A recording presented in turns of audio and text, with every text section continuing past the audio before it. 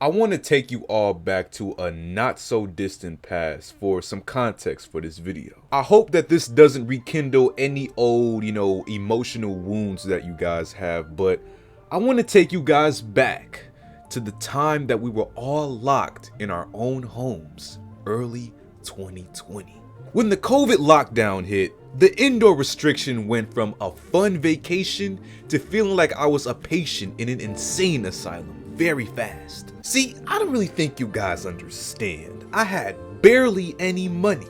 I didn't have my PC set up for the majority of this time. There was even a good portion of this time that I didn't have internet.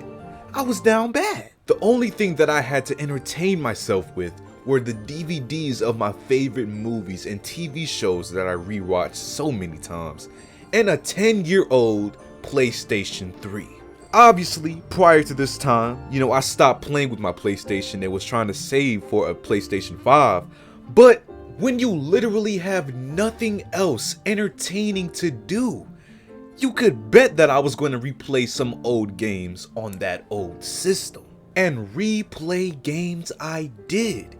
Surprisingly enough, there were days I had the time of my life, playing my childhood favorites and even games that I had never got a chance to beat as a child. So as bad as the situation was at the time, I'm still kind of glad that it happened because it made me appreciate gaming even more.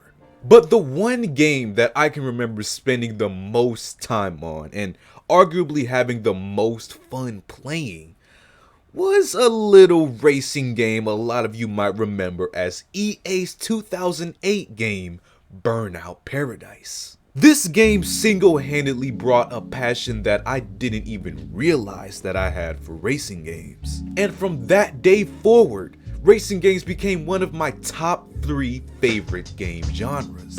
And unfortunately, it's been confirmed that a new installment of the Burnout Paradise isn't near anytime soon. However, the fans were supplemented today with the release of the newest Need for Speed title. And this game has the same developer as Burnout Paradise, Criterion Software. And even in-game features my literal GOAT rapper, ASAP Rocky. Yo, listen, man, listen.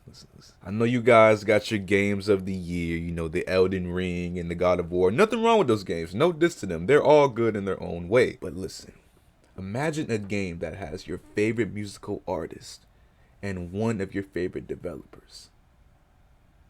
You can see my bias, right? You can see it. I've been playing the game since 8 o'clock this morning, and I want to share with you all a brief overview of my experience so far.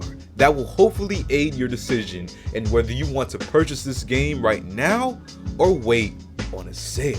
And as biased as I am, I'll still talk about the mishaps the game has to keep it fair, because I want to make it as clear as possible to answer the question of whether Need for Speed Unbound is worth buying.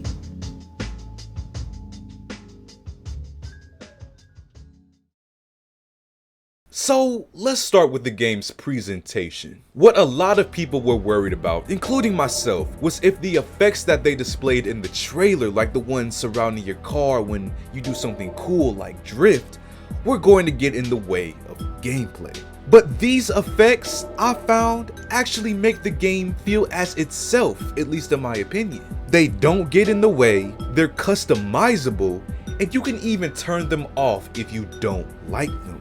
I personally think that it adds to the game's flavor and looks pretty damn cool. Like you'll drive off a big ramp and get a big air and then get this cool little wing effect. So despite the concerns, the effects actually make the game better.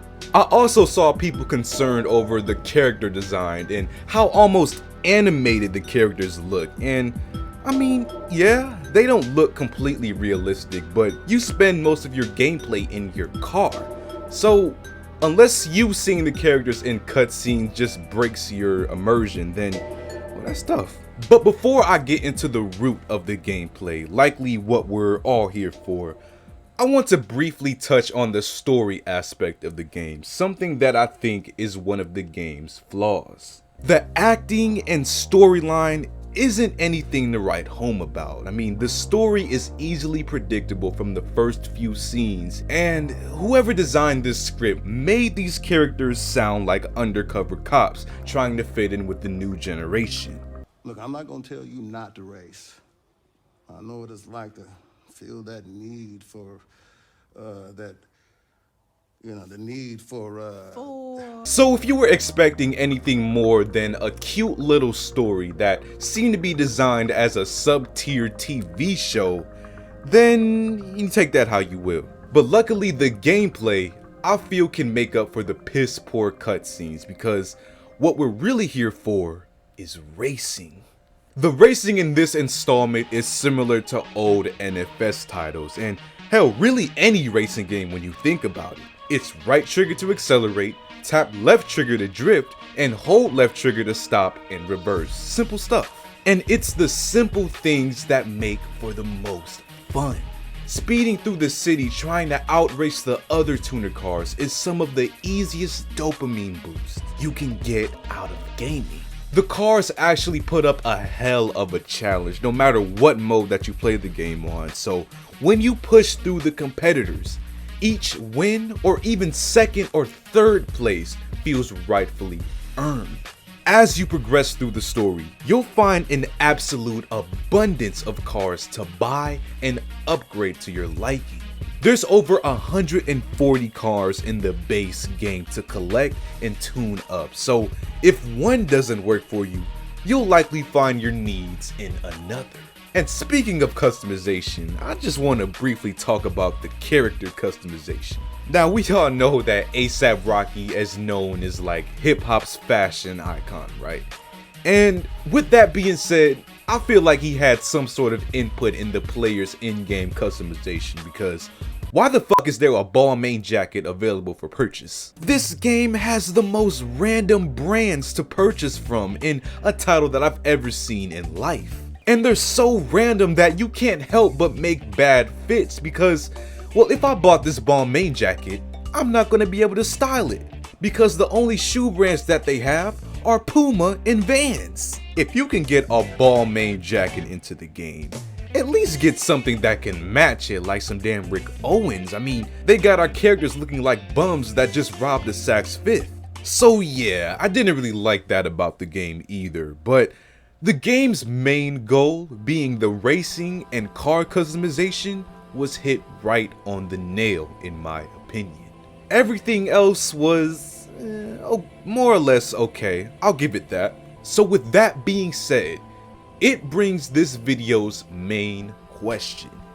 Is the game worth the price that it's sold as, being $69.99 plus tax?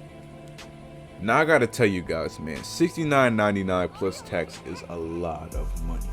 Like a lot of money. And for a game to be worth damn near a cell phone bill, it's gotta be almost perfect out of the box, which I can say this game obviously is not. But at the same time, I'd recommend this game to anyone that enjoys arcade racers, because this game does this beautifully, and even with its own style, which is something you don't see much of these days, especially with these racing games. So with my obvious bias, and objectively just what I've seen from the gameplay so far, I'd say yes to the racing game fan. But to anyone else that just saw the game and wondered if it was any good, it's a great game, but you aren't missing out on passing it up for right now.